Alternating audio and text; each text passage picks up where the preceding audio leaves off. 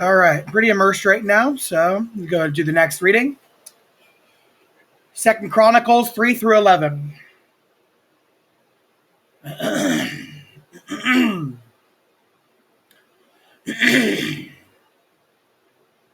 Then Solomon started to build the house of Jehovah in Jerusalem on Mount Moriah, where Jehovah had appeared to his father David, and the place that David had prepared on the threshing floor of Onan, the Jebusite.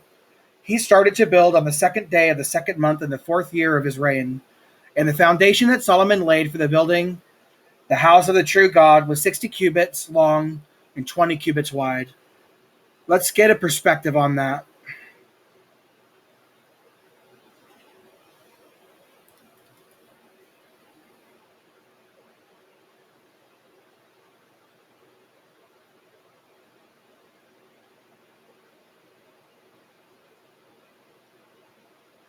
All right, so 18 inches is a cubit.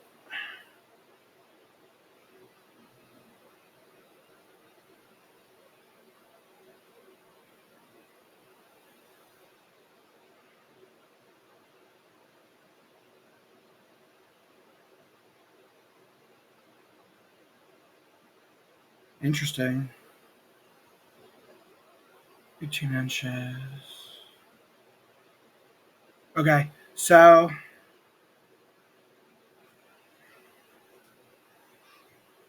20 times 18 would be about 360.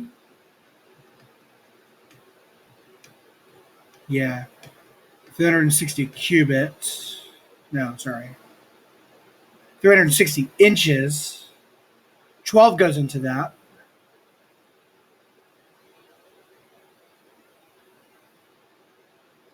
What, 30 feet? 30 feet. It's not that big. No. I guess I was just imagining something massive. Maybe for them it was big.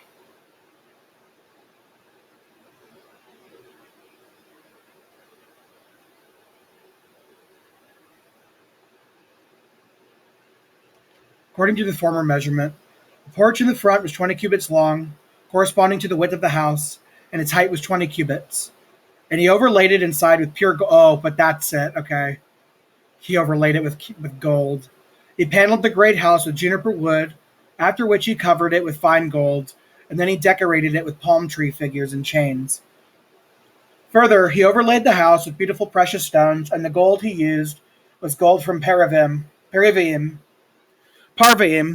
He covered the house, the rafters, the thresholds, its walls, and its doors with gold. And he engraved cherubs on the wall. He now made the most holy compartment. Its length matched the width of the house, 20 cubits, and its width was 20 cubits. He covered it with 600 talents of fine gold. The weight of the gold for the nails was 50 shekels, and he covered the roof chambers with gold. Then he made in the most holy compartment 2 cherub sculptures, and he overlaid them with gold.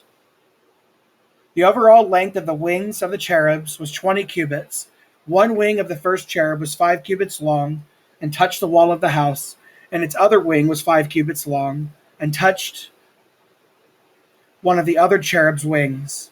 And one wing of the other cherub was 5 cubits long and touched the other wall of the house, and its other wing was 5 cubits long and touched one of the first cherub's wings. The wings of these cherubs were spread out 20 cubits, and they stood on their feet, and they faced inward. He also made the curtain of blue thread, purple wool, crimson, and fine fabric, and incorporated cherub designs into it. Then he made 2 pillars at the front of the house, 35 cubits in length, and the capital on top of each pillar was 5 cubits. And he made chains like necklaces and put them on the tops of the pillars. And he made 100 pomegranates and put them on the chains. And he set up the pillars on the front of the temple, one on the right and one on the left. He named the one on the right Jachin and the one on the left Boaz. 2 Chronicles 4. Then he made the copper altar, 20 cubits long, 20 cubits wide, and 10 cubits high. He made the sea of cast metal. It was circular in shape, 10 cubits from brim to brim and 5 cubits high, and it took a measuring line 30 cubits long to encircle it. And there were ornamental boards under it, completely encircling it, 10 to a cubit all around the sea. The gourds were in 2 rows and were cast in one piece with it. He stood on 12 bowls, three facing north, 3 facing west, 3 facing south, 3 facing east, and the sea rested on them, and all their hindquarters were toward the center. And its thickness was a handbreadth, and its brim was made like the brim of a cup, like a lily blossom. The reservoir could hold 3,000 bath measures. Further, he made 10 basins for washing, and put 5 to the right and 5 to the left. They would rinse in them, and the things used for the burnt offering, but the sea was used for the priests for washing. He then made 10 lampstands of gold, as specified, and put them in the temple, 5 on the right, 5 on the left. He also made 10 tables and placed them in the temple, 5 on the right, 5 on the left, and he made 100 golden bowls. Then he made the courtyard of the priests, and the great court, and the door for the court, and he overlaid their doors with copper, and he placed the seats on the right toward the southeast. Hiram also made the cans, the shovels, and the bowls. So Hiram finished the work that he did for King Solomon on the house of the true God, the 2 pillars and the bowl-shaped capitals that were on top of the 2 pillars, the 2 networks to cover the 2 bowl-shaped capitals that were on top of the pillars, the 400 pomegranates for the 2 networks, 2 rows of pomegranates for each network to cover the 2 bowl-shaped capitals that were on the pillars, the 10 carriages, and the 10 basins on the carriages.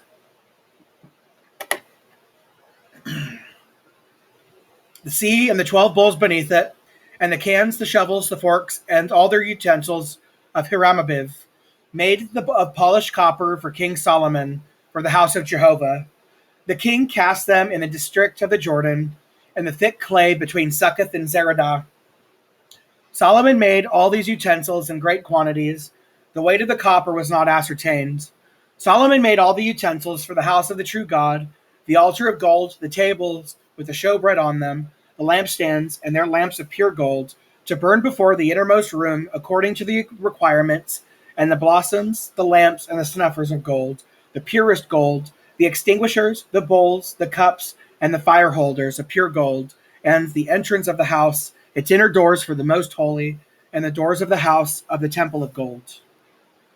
2 Chronicles 5. So Solomon completed all the work he had to do for the house of Jehovah.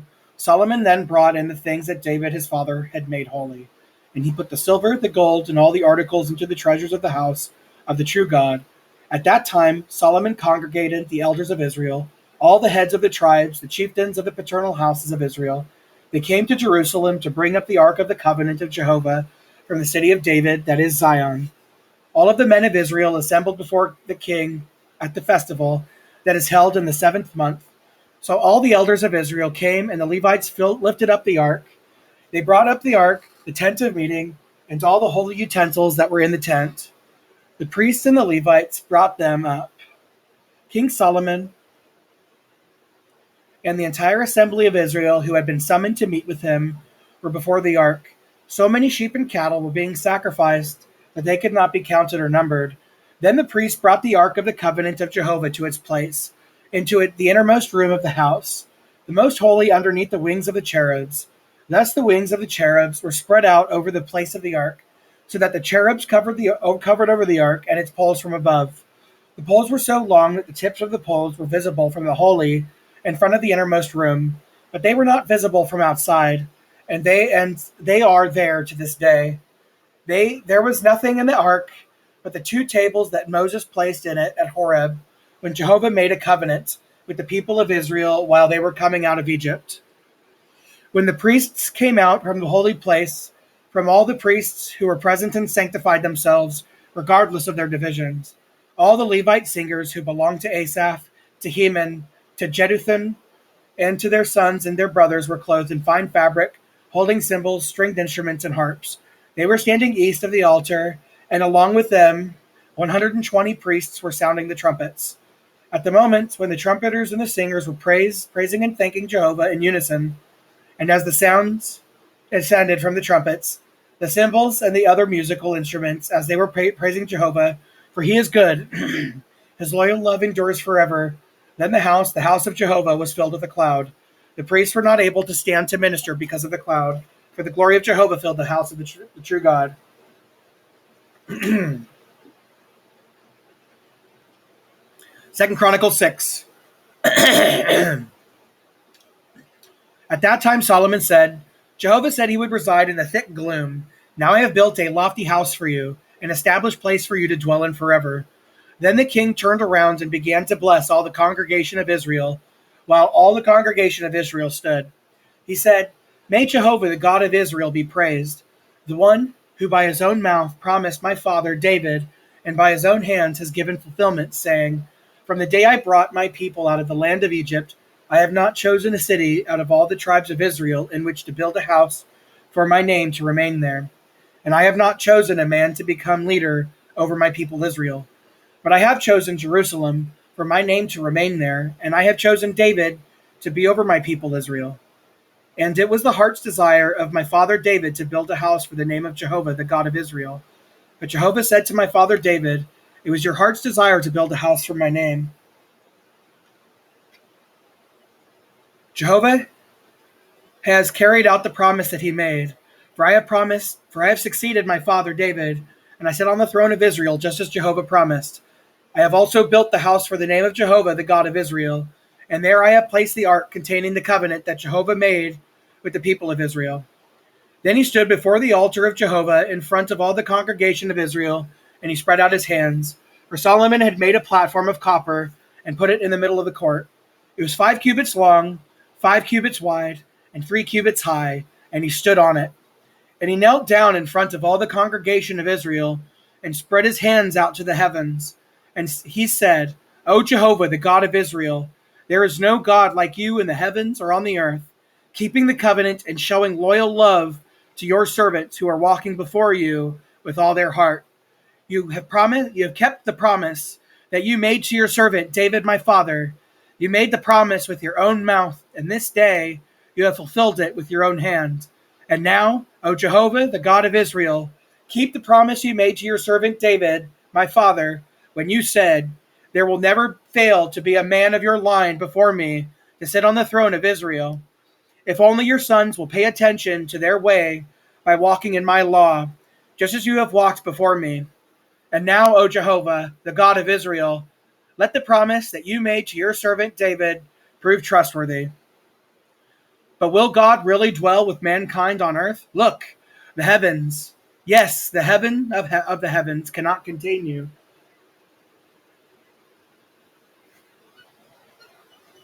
How much less then this house that I have built? Now pay attention to the prayer of your servant and to his request for favor, O Jehovah my God, and listen to the cry for help and to the prayer that your servant is praying before you. May your eyes be open toward this house day and night, toward the place where you said that you would put your name, to listen to the prayer that your servant prays toward this place, and listen to your servant's pleas to help, and to the pleas of your people Israel when they pray toward this place. And may you hear from your dwelling place, from the heavens, yes, may you hear and forgive. If a man sins against his fellow man and is made to take an oath, and is brought under liability to the oath, and while under the oath he comes before your altar in this house, may you then hear from the heavens and act and judge your servants by paying back the wicked one and bringing what he did on his own head, and by pronouncing the righteous one innocent and rewarding him according to his own righteousness.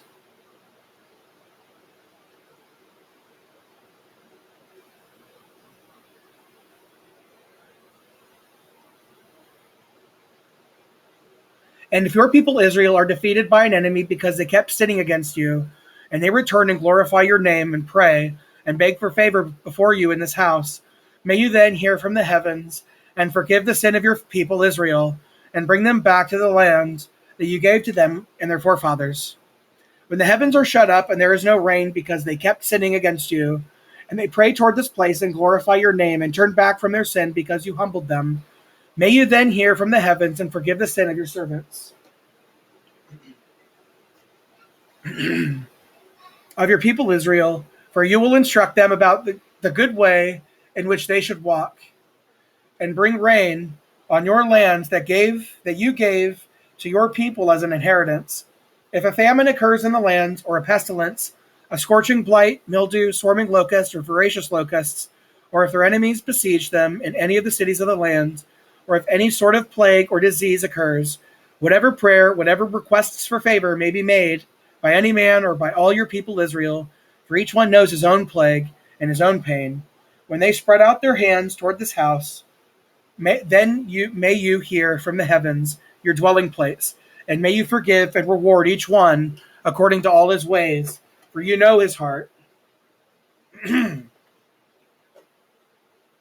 You alone truly know the human heart, so that they may fear you by walking in your ways all the days they live on the lands that you gave to our forefathers.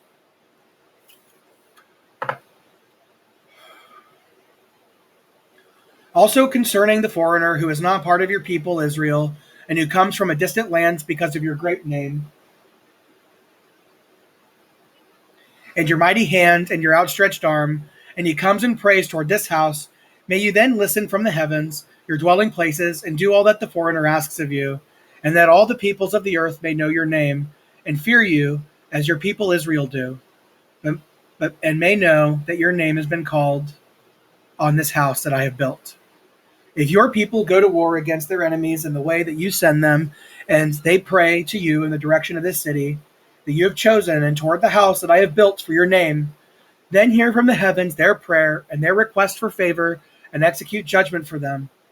If they sin against you, for there is no man who does not sin, and you are furious with them, and you abandon them to an enemy, and their captors carry them off to a land far or near, and they come to their senses in the land where they were carried off captive, and they return to you and beg you for favor in the land where they are captive, saying, we have sinned and done wrong, and we have acted wickedly. And they return to you with all their heart and all their soul in the land of their captivity, where they were carried off captive, and they pray in the direction of their land that you gave to their forefathers, and the city that you have chosen, and the house that I have built for your name. Then hear from the heavens your dwelling place, their prayer and their request for favor, and execute judgment for them, and forgive your people who have sinned against you. Now, O my God, please may your eyes be opened and your ears attentive to the prayer offered in this place.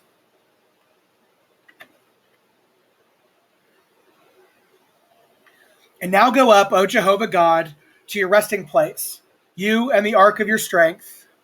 Let your priests, O Jehovah God, be clothed with salvation, and let your loyal ones rejoice in your goodness. O Jehovah God, do not reject your anointed one. May you remember your loyal love to David, your servant. 2 Chronicles 7. Now as soon as Solomon had finished praying, fire came down from the heavens and consumed the burnt offering and the sacrifices, and Jehovah's glory filled the house. The priests were unable to enter the house of Jehovah because Jehovah's glory had filled the house of Jehovah. And all the people of Israel were looking on when the fire came down and the glory of Jehovah was upon the house, and they bowed low with their faces to the ground on the pavement and prostrated themselves and thanked Jehovah, for he is good. His loyal love endures forever. Now the king and all the people offered sacrifices before Jehovah. King Solomon offered the sacrifice of 22,000 cattle and 120,000 sheep. Thus the king and all the people inaugurated the house of the true God. The priests were standing at their posts of duty, as were the Levites who had the instruments used to accompany the song of Jehovah. King David had made these instruments for giving thanks to Jehovah, for his loyal love endures forever. When David would offer praise with them, and the priests were loudly sounding the trumpets in front of them, while all the Israelites were standing. Then Solomon sanctified the middle of the courtyard that was before the house of Jehovah, for there he had to offer up burnt offerings and the fat pieces of the communion sacrifices, because the copper altar that Solomon had made could not contain the burnt sacrifices, the grain offerings, and the fat pieces. At that time Solomon held the festival for 7 days, together with all Israel, a very great congregation from Lebohamath down to the Wadi of Egypt. But on the 8th day they held a solemn assembly, because they had held the inauguration of the altar for 7 days and the festival for 7 days. Then on the 23rd day of the 7th month, he sent the people away to their homes rejoicing, and feeling glad of heart over the goodness that Jehovah had shown to David and Solomon and Israel his people. Thus Solomon finished the house of Jehovah and the house of the king, and everything that came into Solomon's heart to do regarding the house of Jehovah, and his own house he accomplished successfully. Jehovah then appeared to Solomon during the night and said to him, I have heard your prayer, and I have chosen this place for myself as a house of sacrifice. When I shut up the heavens, and there is no rain, when I command the grasshoppers to devour the land, and if I send a pestilence among my people, if my people on whom my name has been called humble themselves and pray and seek my face and turn away from their evil ways, then I will hear from the heavens and forgive their sin and heal their land. Now my eyes will be open and my ears attentive to prayer at this place. And now I have chosen and sanctified this house so that my name may be there permanently, and my eyes and my heart will always be there. And if you walk before me as your father David walked by doing everything I have commanded you, and you obey my regulations and my judgments, then I will establish the throne of your kingship, just as I had made a covenant with your father David, saying, there will never fail to be a man of your line ruling over Israel.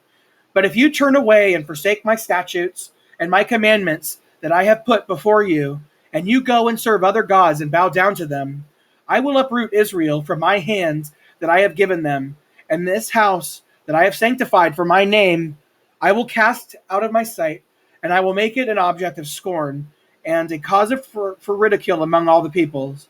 And this house will become heaps of ruins. Everyone passing by it will stare in amazement and will say, why did Jehovah do that to this land and to this house? Then they will say, it was because they abandoned Jehovah, the God of their forefathers, who had brought them out of the land of Egypt, and they embraced other gods and bowed down to them and served them. That is why he brought all this calamity on them.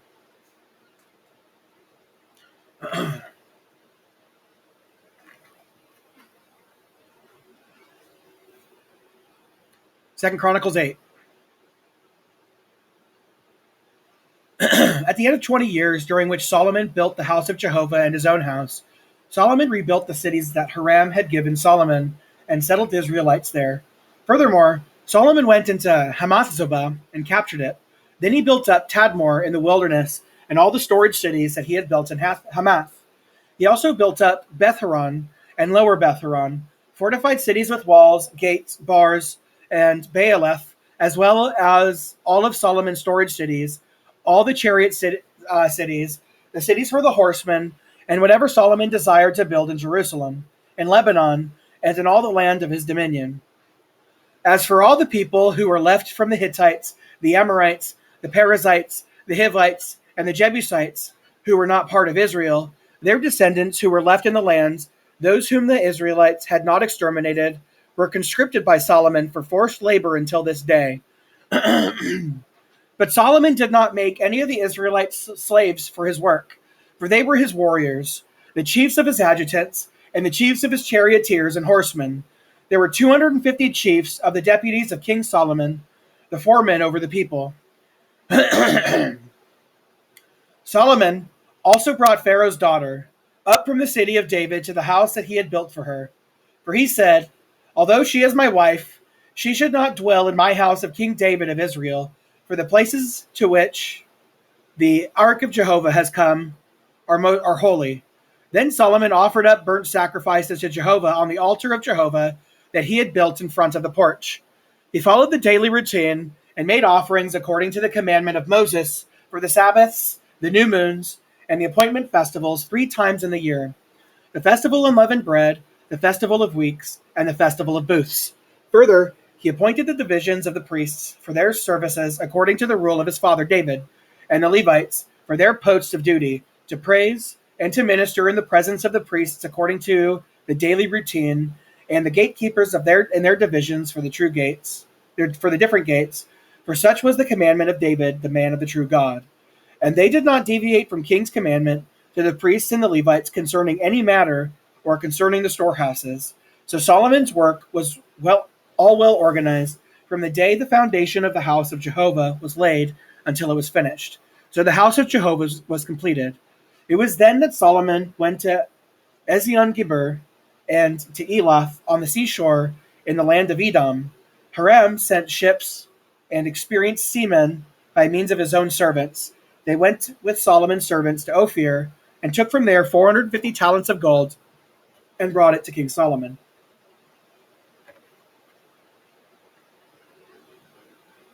Second Chronicles 9. Now the queen of Sheba heard the report about Solomon, so she came to Jerusalem to test Solomon with perplexing questions. She was accompanied by a very impressive entourage, with camels carrying balsam oil and great quantities of gold and precious stones. She went in to Solomon and spoke to him about everything that was close to her heart. Solomon then answered all her questions. There was nothing too difficult for Solomon to explain to her. When the queen of Sheba had seen Solomon's wisdom, the house that he built, the food of his table, the seating of his servants, the table service of his waiters and their attire, his cupbearers and their attire, and his burnt sacrifices that he regularly offered up at the house of Jehovah, she was left completely breathless. So she said to the king, "The report that I heard in my own land about your achievements and about your wisdom was true, but I did not put faith in the reports until I had come and seen it with my own eyes. And look, I had not been told the half about your great wisdom. You have far surpassed the report that I heard. Happy are your men, and happy are your servants who stand before you constantly, listening to your wisdom. May Jehovah your God be praised, who has taken pleasure in you by putting you on his throne as king for Jehovah your God, because your God loves Israel. In order to make it continue forever, he appointed you over it as a king to administer justice and righteousness." Then she gave the king 120 talents of gold, and a great quantity of balsam oil and precious stones. Never again was such balsam oil brought in as what the queen of Sheba gave to King Solomon. Moreover, the servants of Hiram and the servants of Solomon, who brought gold from Ophir and brought algum timbers and precious stones. The king made from the algum timbers stairs for the house of Jehovah and for the king's house, as well as harps and stringed instruments for the singers. Nothing like them had ever been seen before in the land of Judah. King Solomon also gave the queen of Sheba whatever she desired and asked for more than what she had brought to the king. Then she left and returned to her own land together with her servants.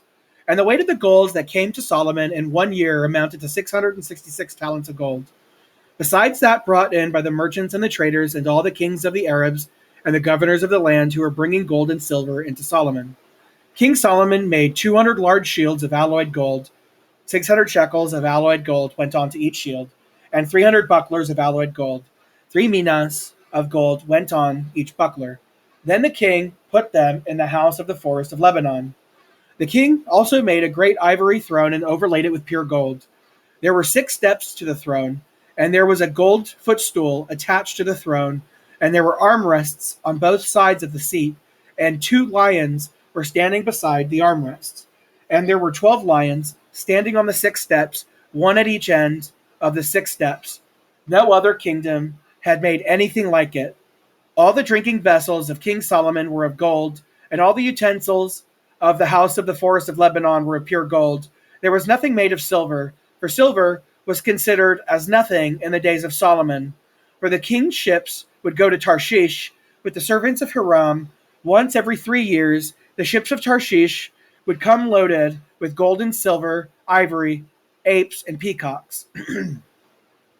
So King Solomon was greater than all the other kings of the earth in riches and wisdom, and the kings of all the earth sought an audience with Solomon to hear his wisdom that the true God had put in his hearts. They would each bring a gift, articles of silver, articles of gold, garments, armor, balsam oil, horses, and mules, and this continued year after year. And Solomon had 4,000 stalls for his chariots his horses and chariots, and 12,000 horses. I got to draw something real quick. I'm sorry. This is a really interesting idea. This is really, really interesting. And you guys, if anybody sees this, will be the first to see it. So maybe it'll give you an idea.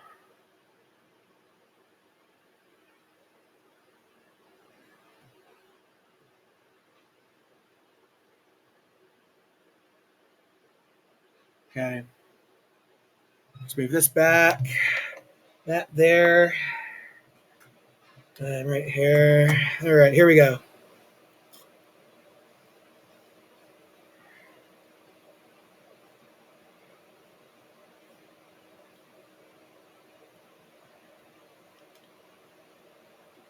I have 2 ideas.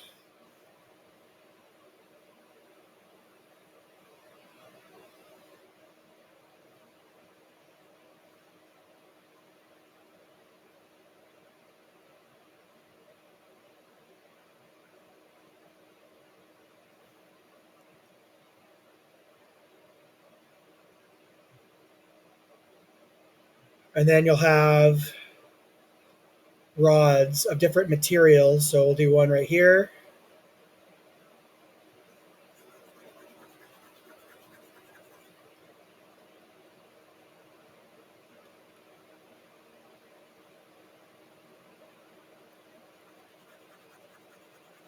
One right there.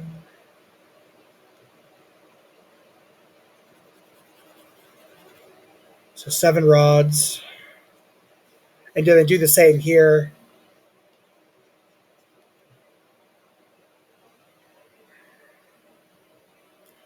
So the rods will be aligned with this on the outside edge. And they'll go in, they'll have 6 of them. And so you'll have here, it'll equal the length. Rod length equals L.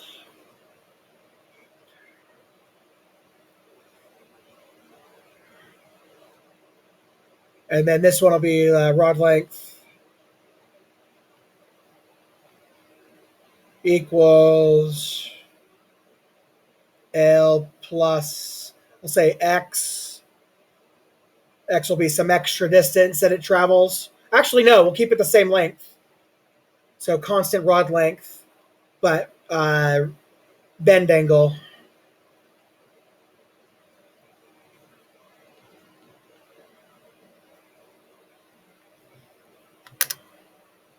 Oh, that could be interesting. Oh, shit. Okay, I got it. I got an idea. Okay, so cathode ray tubes. So cathode ray tubes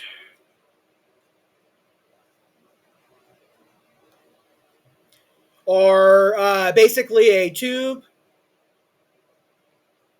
with gas and a material for electricity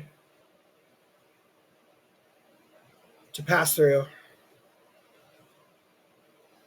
So if I were to have, so let's look at it from the top. So some sort of rotor. So this spins. And then we'll have color 1,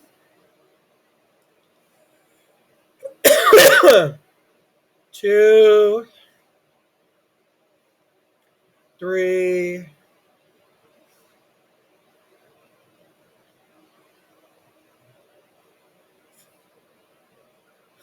4. We'll do black for 5. 5. So depending on, so you'll have angles.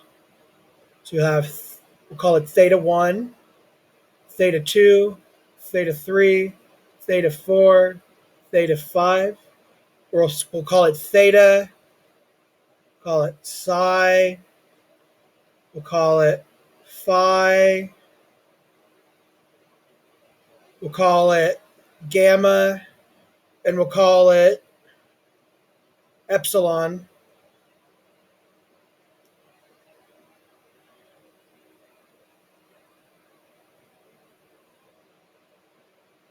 Where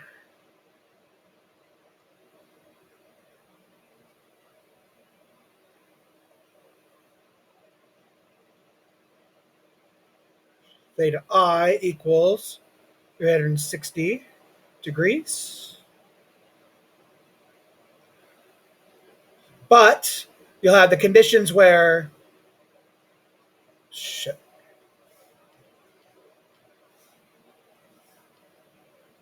theta 1 equals theta 2 equals theta 3, theta 4.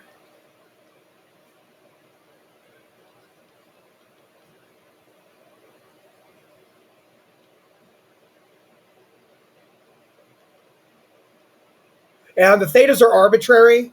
So this just means so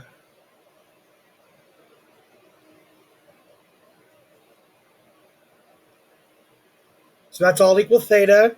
This is 1 unequal theta.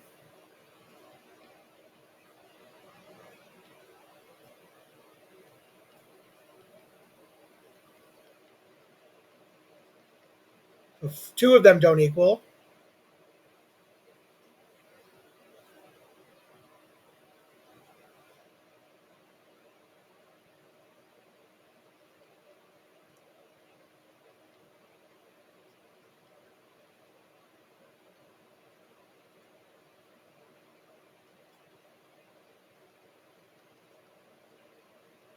so then we're back to, so this one's one, just only one equal.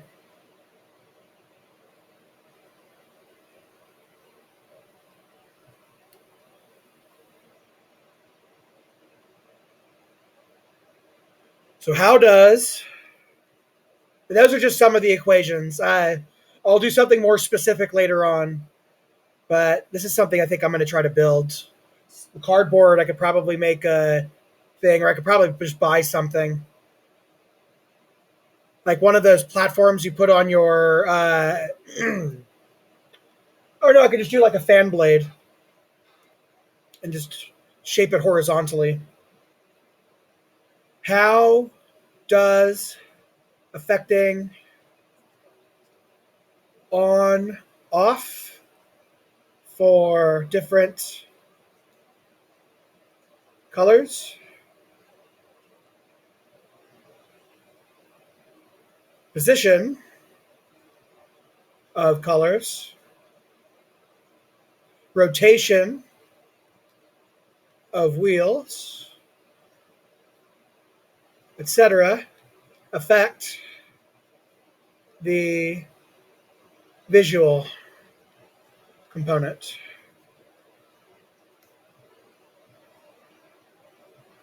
So if you rotate it fast enough, it's going to do stuff. So yeah. Okay. Anywho, sorry, I needed to write that down because that just seemed like a fun experiment.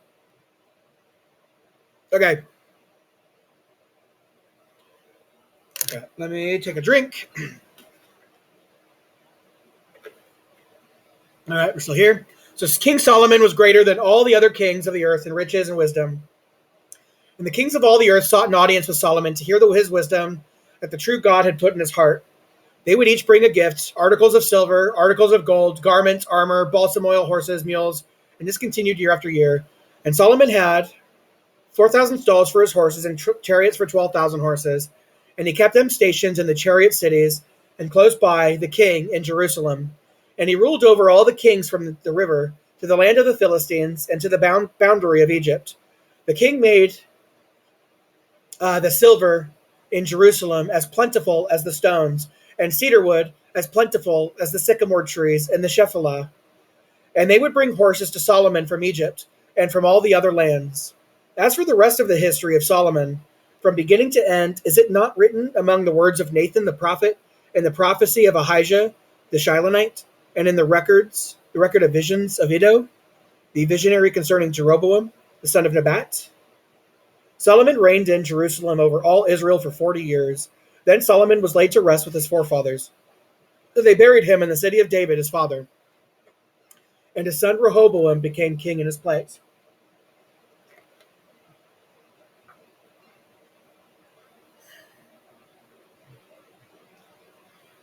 Second Chronicles 10. Rehoboam went to Shechem, for all Israel had come to Shechem to make him king. As soon as Jeroboam, the son of Nebat, heard of it, he was still in Egypt because he had fled on account of King Solomon. Jeroboam came back from Egypt. Then they sent for him, and Jeroboam and all Israel came to Rehoboam and said, "Your father made our yoke harsh, but if you make the harsh service of your father easier, and you lighten the heavy yoke he put on us, we will serve you." At this he said to them, "Return to me after 3 days." So the people went away. King Rehoboam then consulted with the older men who had served his father Solomon while he was alive, saying, "What advice would you give and how to reply to this people?" They answered him, "If you are good to this people and please them and give them a favorable answer, they will always be your servants." However, he rejected the advice that the older men gave him. And he consulted with the young men who had grown up with him and who were now his attendants. He asked them, "What advice do you offer on how we should reply to this people who have said to me, 'Make the yoke your father put on us lighter'?" The young men who had grown up with him said to him, "This is what you should say to the people who have said to you, 'Your father made our yoke heavy, but you should make it lighter for us.' This is what you should tell them. My little finger will be thicker than my father's hips. My father imposed a heavy yoke on you, but I will add to your yoke. My father punished you with whips, but I will do so with scourges.